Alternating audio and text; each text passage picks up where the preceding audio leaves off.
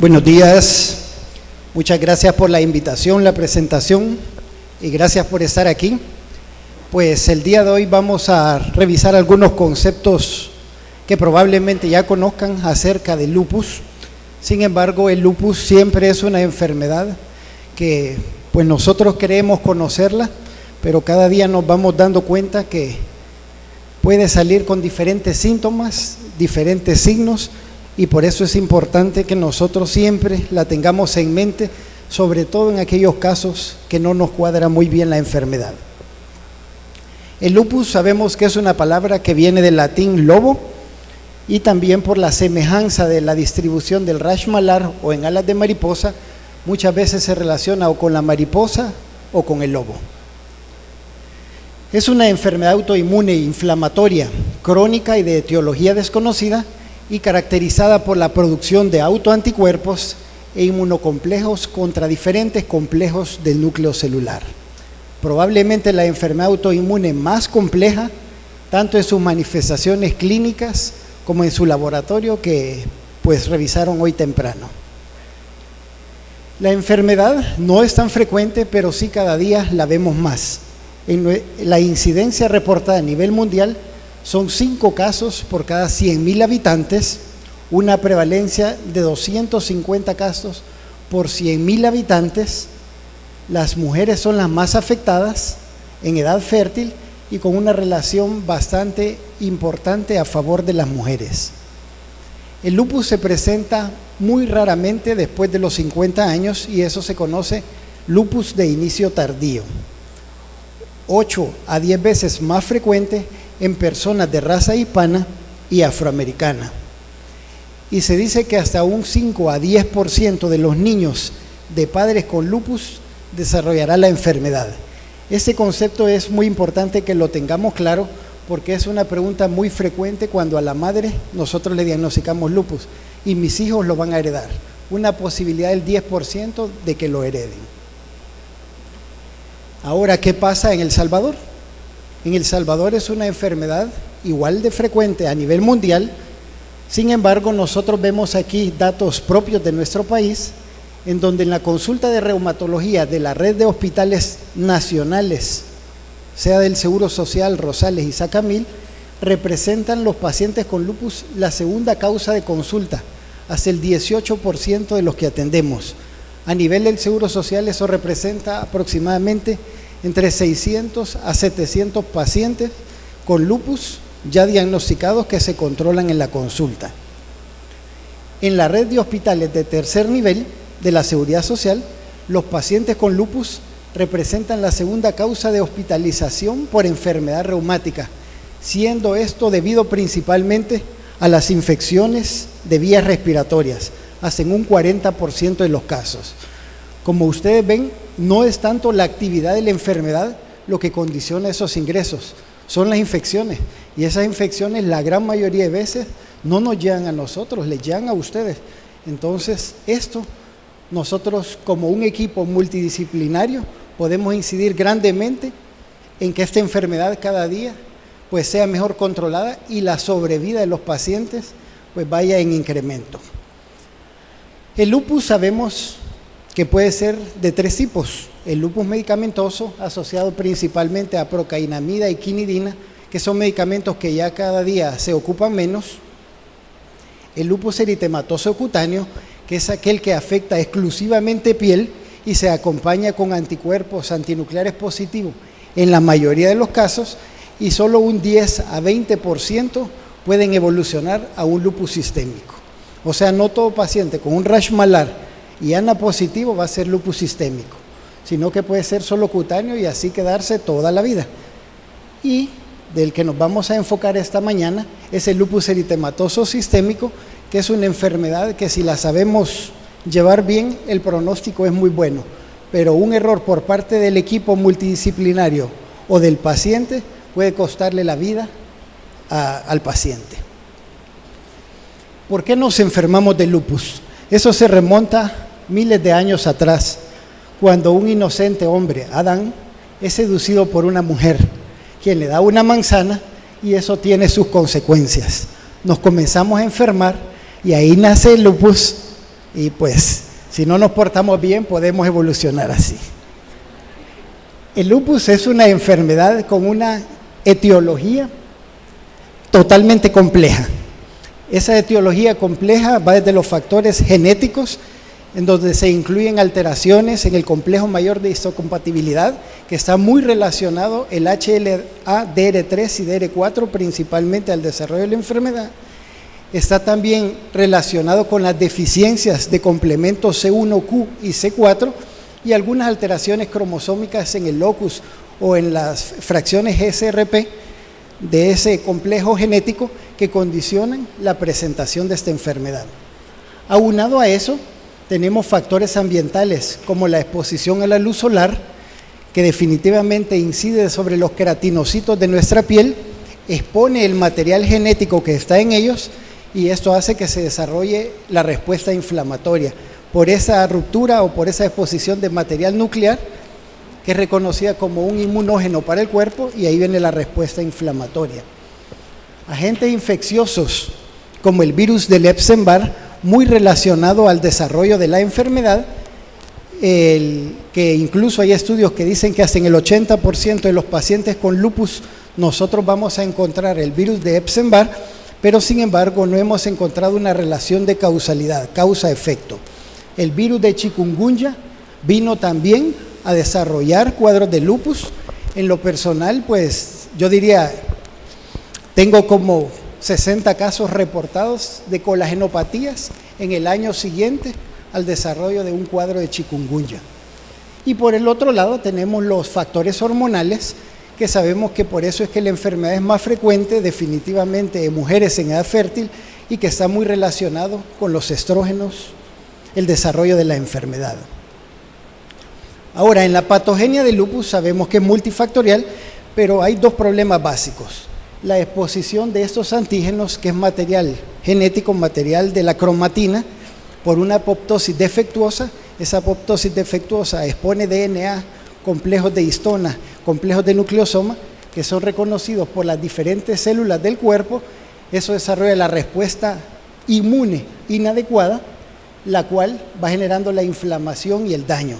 Y por el otro lado, hay pérdida de los mecanismos de tolerancia del propio organismo para poder frenar esto y evitar el daño en los diferentes tejidos. En el riñón es el típico ejemplo de la patogenia, donde vemos cómo los anticuerpos o los complejos inmunes se pueden formar en la periferia o se pueden formar en la membrana basal del glomérulo, produciendo una inflamación y condicionando finalmente una glomerulonefritis que puede llevarnos a una falla renal. Si nosotros no detenemos esto, pues aquí vienen las diferentes manifestaciones que puede condicionar la enfermedad.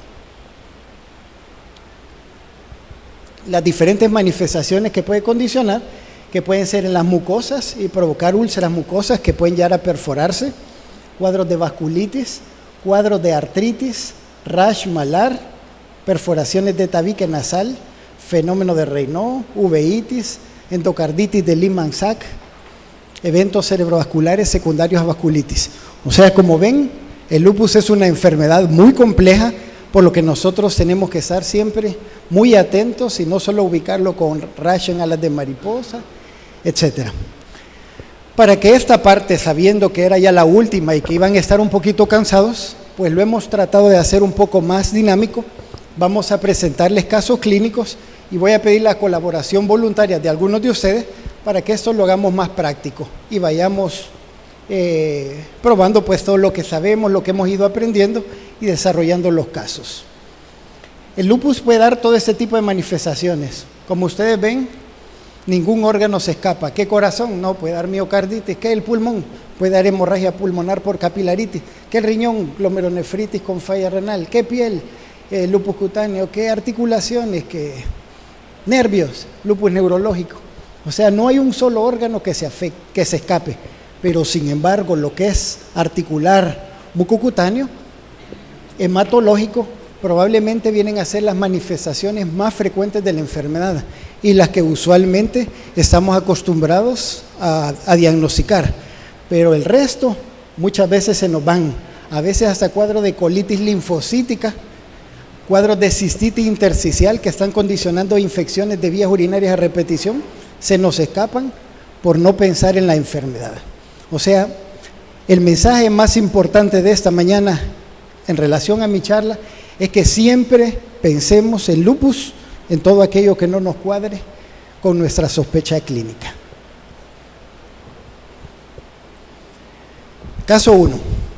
Paciente femenino, 28 años, ama de casa, que consultó por dolores articulares. 6 meses de dolores, manos, codos y rodillas con inflamación. Importante que diferenciemos artralgia de artritis. Si el paciente nos dice inflamación, probablemente sí haya una artritis. Además presentó lesiones en cara, cuello y en brazos, fatiga, febrículas y malestar general. Su fórmula obstétrica con un aborto, sus signos vitales: febrícula, rash en alas de mariposa, en cara, lesiones discoides en cuero cabelludo y en pabellones auriculares. Además, artritis en manos y codos, resto negativo. ¿Creen que puede ser lupus? Levanten la mano los que están de acuerdo. Solo 5 o 6. ¿Nadie da más? Levanten la mano los que no están de acuerdo. Levanten la mano los que están dormidos. Ya despertaron todos, me llega. Abstenciones. Abstenciones.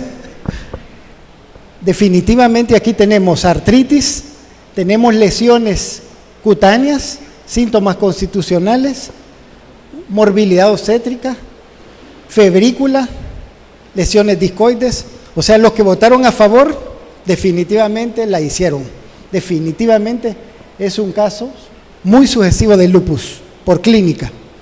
Nos apoyamos en el laboratorio y vemos glóbulos blancos bien, hemoglobina bien, plaqueta bien, riñón bien, una eritro alta y un examen de orina negativo.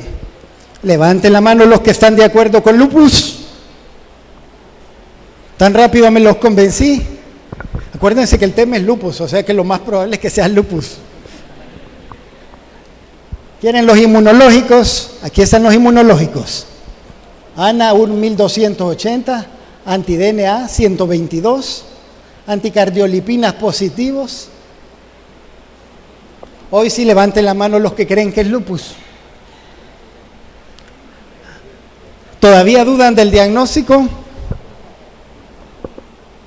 Levanten la mano los que creen que sí es lupus. Hoy sí, la mayoría, ¿verdad?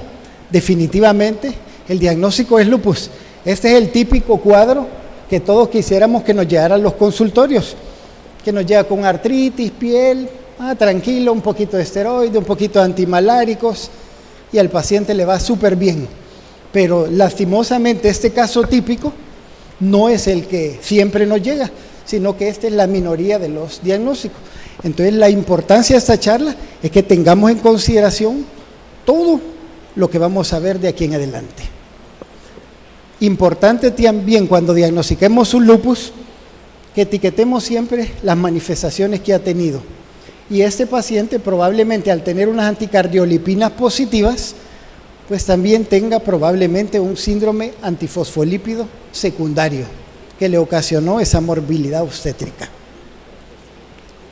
Las lesiones de lupus en los criterios de clasificación han cambiado. Hoy las etiquetan como lupus cutáneo agudo y lupus cutáneo crónico, que las vamos a ver un poquito más adelante, los criterios de clasificación.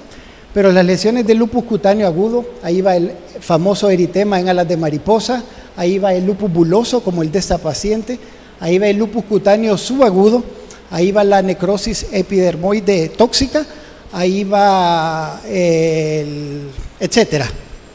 Las lesiones crónicas, ahí va lo que es los cuadros de lupus discoide localizado, generalizado, los cuadros famosos de paniculitis que se hunde la piel, que se conoce como lupus profundo, ahí viene lo que es lupus pernio, lo que es lupus tumidus, e incluso las lesiones de líquen plano en los nuevos criterios van incluidos en las manifestaciones que pueden ser secundarias a un lupus.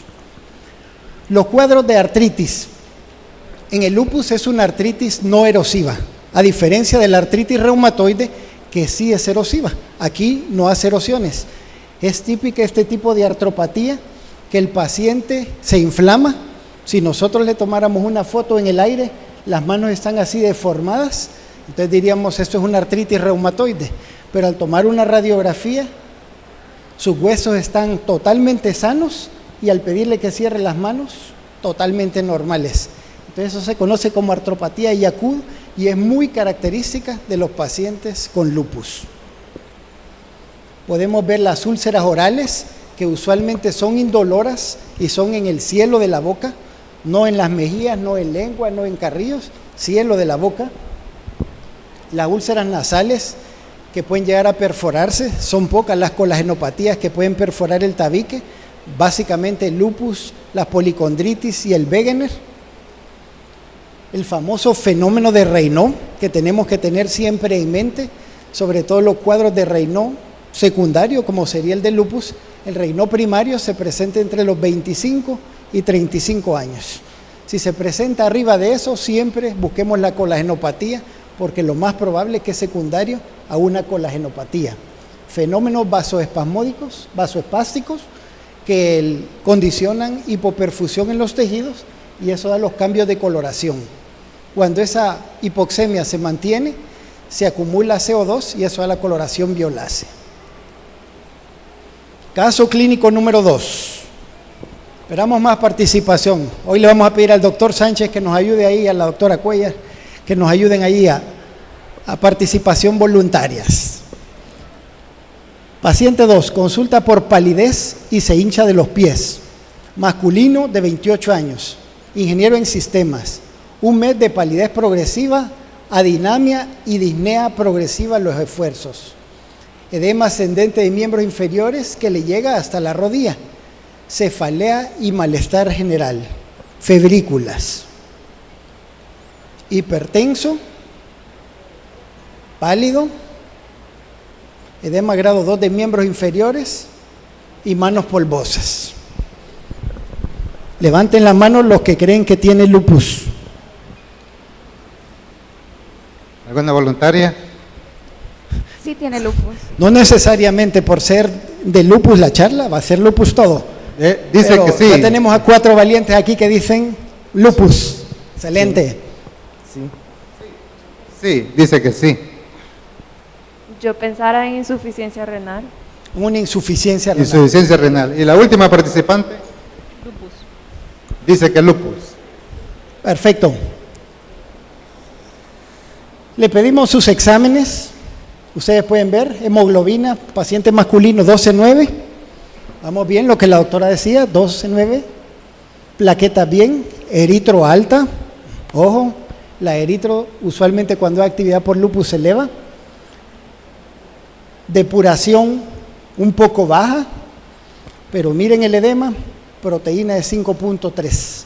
Definitivamente tiene un síndrome nefrótico, proteinuria, leucocituria, hematuria, cilindros.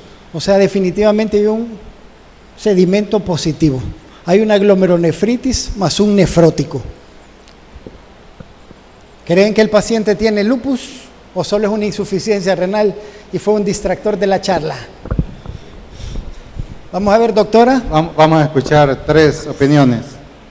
Yo pienso que sí podría ser un lupus sistémico ya con afectación del glomérulo. Ok. Sí. Perdón.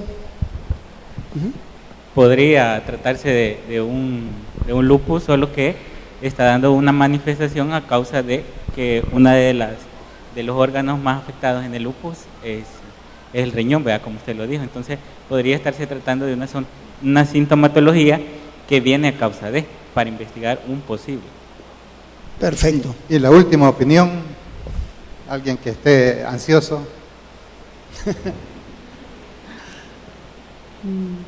Sí, y hacer lupus. Ok, Luz dice que sí. ¿Qué más les gustaría pedirle? ¿Creen que es importante realizar la biopsia? ¿Creen que necesitaría que tenga rash malar, caída de cabello, úlceras para sellar el diagnóstico? ¿Qué tratamiento le darían? Hoy sí ya los veo a todos despiertos, me llega. Definitivamente los que opinaron que era lupus, paciente 1 en 640. Como les dijo el doctor Flores en la mañana, patrón homogéneo y periférico, muy relacionados con lupus. Ahora van a decir, esa es una insuficiencia renal más ANA positivo, pero tiene anti-DNA positivos, tiene fracciones del complemento bajo. Cuando el paciente está activo, sobre todo en actividad renal, consume complemento y eso da hipocomplementemia. Entonces definitivamente ese paciente tiene lupus, se le midieron anticuerpos anti-C1Q, los tiene elevados, o sea definitivamente el paciente tiene lupus. Tiene un ultrasonido normal porque el cuadro es relativamente agudo y por eso no tenía mayor anemia ni hay alteración en la relación córtico-medular. Cuando se altera eso es que nos va orientando a una insuficiencia renal. Se le hizo biopsia y definitivamente nuestro paciente tiene lupus. Una glomerulonefritis tipo 4 con manifestaciones renales, inmunológicos y una biopsia renal compatible. Es importante que nosotros relacionemos la clínica con los hallazgos histopatológicos. Los motivo a que si le quieren tomar fotos lo busquen en internet, cómo se clasifica la nefropatía, porque así nosotros con la clínica, digamos nuestro paciente, probablemente sin ver la biopsia tenía una tipo 4, una proliferativa difusa. ¿Por qué? Porque tenía sedimento activo, tenía un síndrome nefrótico, tenía un poco alterada la depuración, tenía hipertensión y por supuesto complemento bajo, DNA elevado. Entonces definitivamente nuestro paciente sin biopsia, nosotros teníamos una idea. Pero ¿cuál es la importancia de la biopsia? Además de estadificar el grado de nefropatía que tiene, también nos puede decir si hay un daño agudo o crónico, porque dependiendo de eso va a ser la agresividad del tratamiento. Esta escala que nos reportan los patólogos va de 0 a 24, entre más alto, más actividad, y esta, entre más alto el puntaje, más cronicidad. Si ya está muy crónico y muy poco activo, pues nosotros nos calmamos con los tratamientos. Pero si tiene mucha actividad y poca cronicidad, pues vamos con toda la artillería pesada con este paciente. Caso clínico número 3. Felicidades a los que van acertando. No todos los casos puede ser que sean de lupus. 18 años, estudiante, sospecha de lupus. 10 días de presentar sangrado menstrual profuso, fiebre más palidez importante. Pálida, ictérica, con eritema malar, adenopatías y sinovitis. ¿Quiénes opinan que es lupus? Vamos a ver 3 opiniones. Primera, No, creo que no. dice que no. Segunda, No. no, tampoco, dice que no le convence. Y por último, la doctora Chávez. Hay probabilidades porque hay síntomas que he mencionado de lupus, se sospecha siempre, pero hay que comentar. Ok. ¿Qué pudiera tener de lupus? Mujer, rash malar, poco de sinovitis, anemia. ¿Les parece? Y hoy apoyamos o descartamos la posibilidad.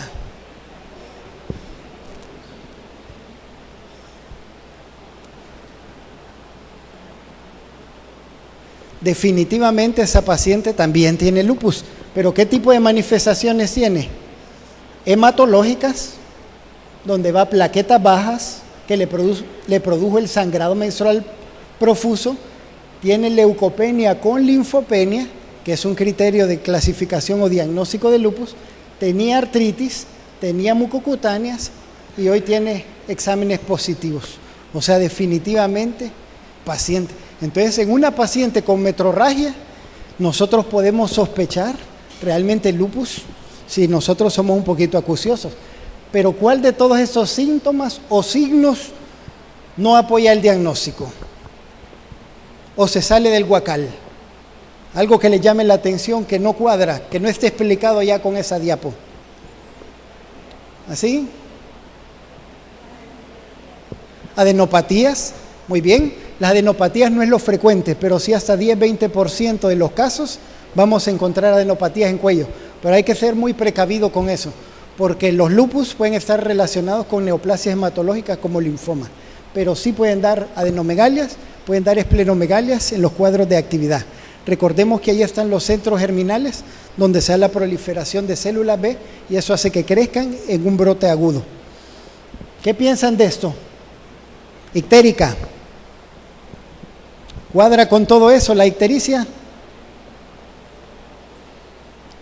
Muy acuciosos. Por esa ictericia, ¿qué piensan?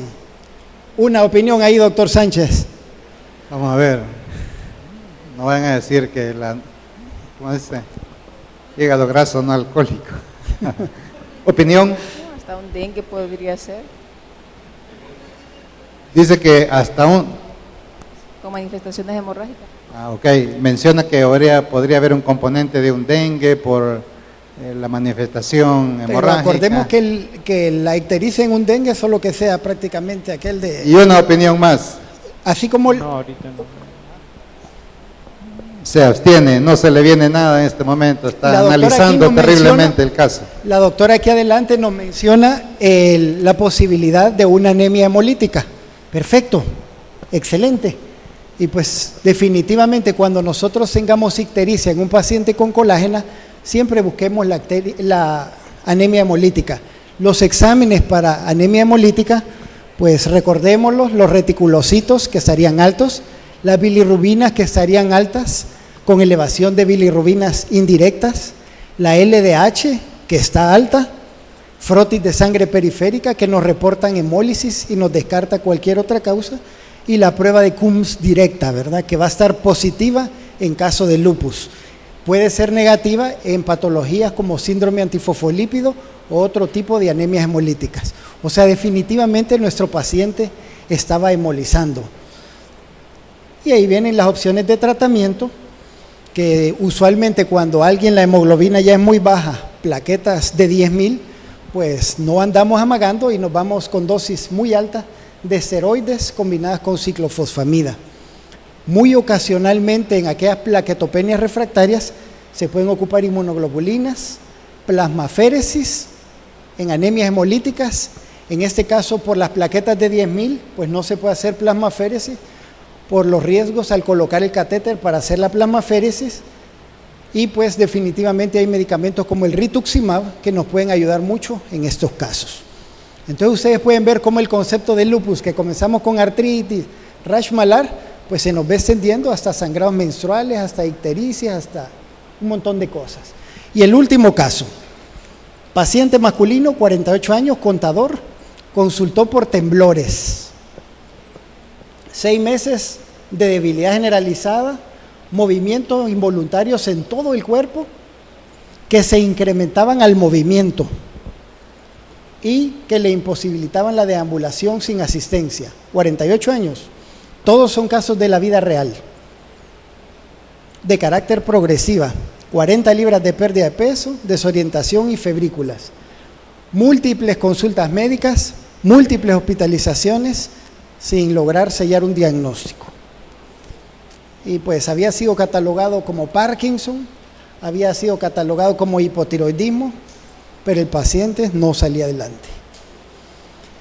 Aquí pueden ver el examen físico del paciente: temblor fino involuntario, imposibilidad para deambular, desorientación y una cantidad de estudios de todo lo que se les ocurra hasta niveles de plomo. Caso de la vida real. Pues en aquello de los pasillos, pues manden a llamar al reumatólogo. Nos mandaron a llamar y pues nuestra primera impresión, no hombre, no nos manden a llamar por gusto, esto no es lupus, llámenos cuando sospechen alguna enfermedad reumática. No, pero véanlo porque ya todos pusieron nota menos ustedes. Vaya pues, vamos a poner nota pues, sobre todo que era una demanda institucional, nadie quería poner ya nota en el expediente. Pusimos nota y se le pidieron algunos estudios inmunológicos.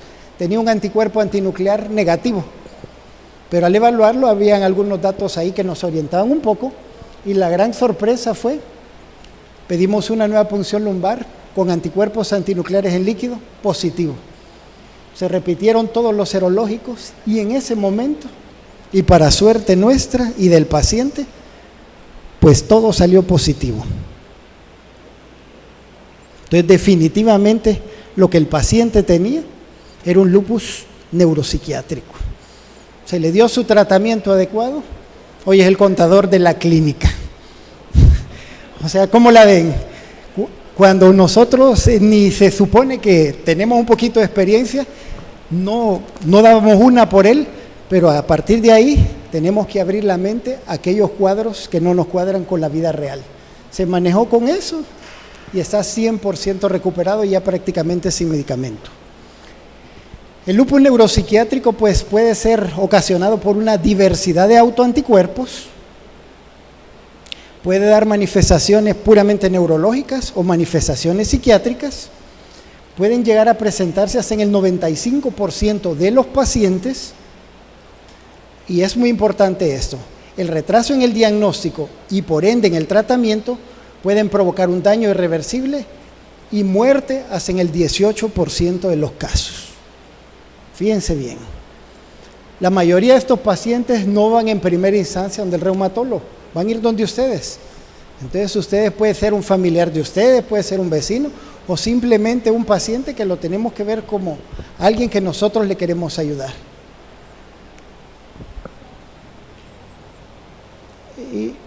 Y aquí es este último caso, perdón, eran 5.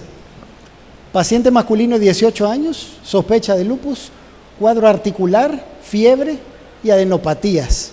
Al examinarlo, rash facial, acortamiento frontal de cabello, adenomegalia, sinovitis, se selló el diagnóstico de lupus, pan comido, evolucionó muy bien, se le completó todo el estudio, sellado el diagnóstico, manifestaciones hematológicas, inmunológicas positivas, se trató con esteroides y estuvo en remisión.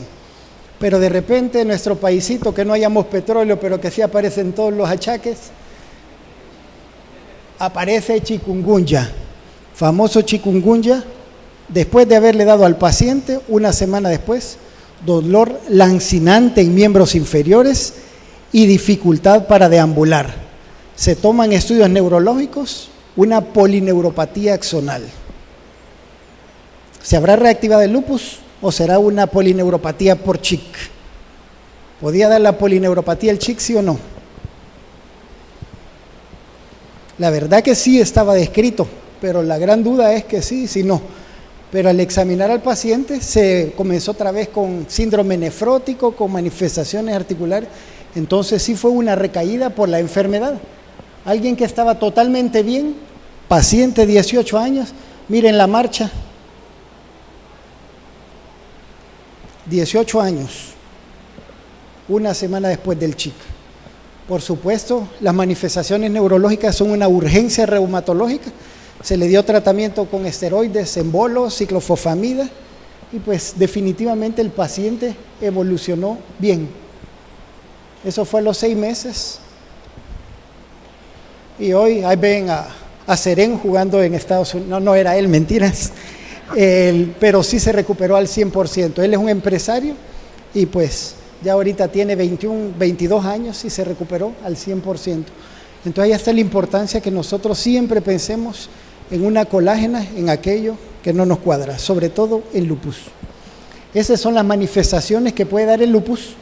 Algunas del sistema nervioso central, son 19 síndromes, 12 del sistema nervioso central, 7 del sistema nervioso periférico. Ahí van todo tipo de polineuropatías, cuadros muy similares de miastenia. Hace poco en la revista Creaciencia publicaron un caso unos colegas del seguro de miastenia en pacientes con lupus, cuadros muy parecidos a Guillain-Barré, los cuadros confusionales agudos, convulsiones. O sea, ustedes pueden ver el espectro de manifestaciones neurológicas que va muy relacionado con el lupus. Y algunos otros casos, los cuadros con alteraciones oculares de instalación súbita, las uveitis autoinmunes, las escleritis, epiescleritis, pueden estar relacionadas con lupus. Siempre es importante pedirles un anticuerpo antinuclear. Cuando sospechemos lupus solo es necesario ANA y anti-DNA, nada más, además de su hemograma, eritro y general de orina. Cuadros febriles sin causa identificada, cuadros de ictericia como vimos por anemias hemolíticas, sangrados de etiología no especificada, convulsiones, cuadros de desorientación o de trastornos de comportamiento, en la cual los psiquiatras nos ponen descartar organicidad o que refractario a lo que ellos les dan, siempre consideremos su lupus. Cuadros de pericarditis, esos derrames pericárdicos que van con tamponada, muchas veces son serositis secundarias al lupus, etc. Los criterios propuestos en el 2012, que son los vigentes, pues se modificaron después de 20 años, la comisión SLIC y del ACR, entonces se sospecha lupus si el paciente cumple 4 criterios clínicos de los que vamos a ver, o más, incluyendo al menos un criterio clínico más un inmunológico o una biopsia renal compatible con nefritis, más los anticuerpos positivos, como el paciente, el segundo caso que nosotros vimos. O sea, no necesitamos el resto de manifestaciones, sino que con solo la biopsia y los estudios inmunológicos, eso definitivamente es suficiente para sellar un diagnóstico.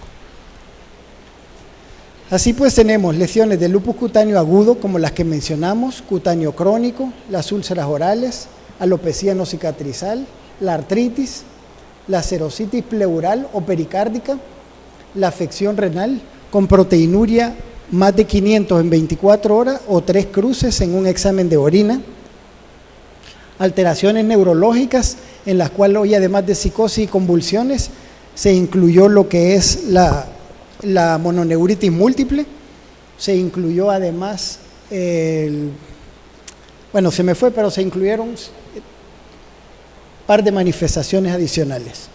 Las anemias hemolíticas, la leucolinfopenia, como vimos en nuestro caso, y las trombocitopenias.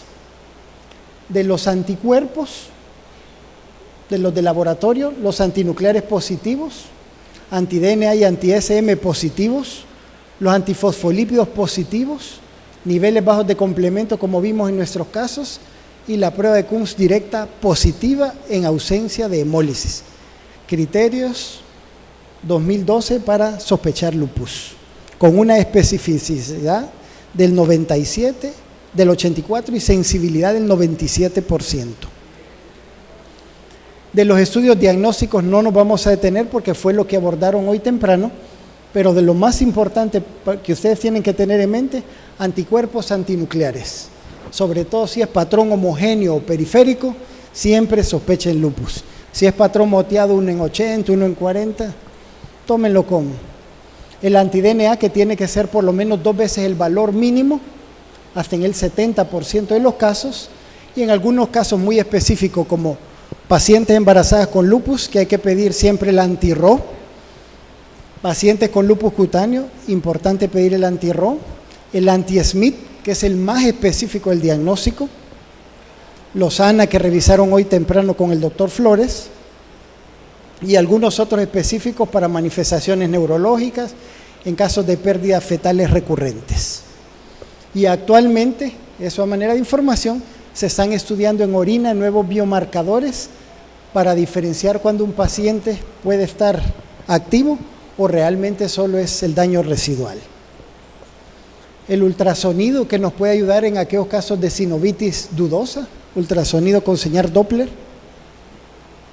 Y del tratamiento, pues recordemos que no todo es medicamento. Son muy importantes todo lo que es el tratamiento no farmacológico. Y tomar en consideración que ningún tratamiento cura la enfermedad, pero que sí la controlan. Que no todos los pacientes van a responder igual. Y que por supuesto el tratamiento va a depender de los síntomas y de la severidad de la enfermedad. Nunca podemos decir, como tal paciente, no, ¿verdad? Cada quien responde diferente y cada quien lo tenemos que ver de manera diferente. Muy importante la educación al paciente, el apoyo psicosocial, evitar la exposición directa al sol, las vacunas de virus atenuados como la de la fiebre amarilla, la del sarampión, no se puede poner en pacientes con lupus. Dieta balanceada, ejercicio y un tiempo de descanso adecuado. Y del tratamiento farmacológico, pues siempre vamos sopesando riesgo-beneficio y dependiendo del sistema que esté afectado, así va a ir el tratamiento. Las manifestaciones del riñón, corazón, pulmón y del sistema nervioso central siempre son las que son una urgencia para nosotros y donde ocupamos artillería pesada. Eso incluye medicamentos como ciclofosfamida, esteroide en bolus, inmunoglobulina, rituximab, etc. Y pues aquí están todo lo que ocupamos. Para manifestaciones leves, medicamentos como el plaquinol o cloroquina, manifestaciones articulares estos, hasta los nuevos medicamentos biotecnológicos. El último medicamento aprobado para el lupus es este, no está en el país, un medicamento que cuesta $50,000 el año y que los resultados son no satisfactorios, sobre todo sabiendo lo que cuesta. Y pues definitivamente la biotecnología en reumatología es el camino que vamos, sobre todo para manifestaciones neurológicas, renales. Se están corriendo una serie de estudios en la que se evalúan diferentes células, cómo bloquear la respuesta inflamatoria o activación de células T, de células B, de los macrófagos, interleucina, señalización, moléculas de coestimulación. Todo eso se está estudiando y se está tratando de bloquear para buscar el mejor tratamiento para pacientes con lupus. Y por supuesto, lo que es la terapia génica y la terapia ablativa con trasplante de médula ósea. Esto hago la aclaración que no tiene nada que ver con el trasplante de células madres que se hace aquí. Esto es algo que se hace en condiciones totalmente diferentes, que se está haciendo desde hace 15 años y que solo se ocupa para aquellos casos refractarios. Les repito, esto no tiene nada que ver con lo de células madres. Los tratamientos de células madres, desde nuestro punto de vista, no tienen ninguna indicación para ninguna patología de la que nosotros atendemos. Y por supuesto, tenemos que considerar que ese es un manejo multidisciplinario.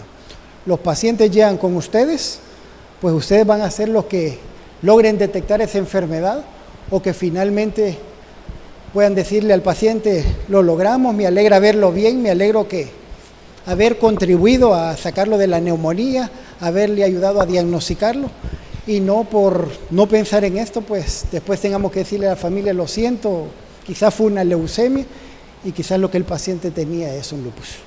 Bueno, les agradezco su atención. Quiero que se lleven esta frase a su casa. No es una enfermedad rara, pero tampoco es una enfermedad común. Es una enfermedad crónica de etiología desconocida, muy difícil de diagnosticar, no es fácil de tratar y algunas veces incluso se puede sobrediagnosticar. Bueno, muchas gracias por su atención.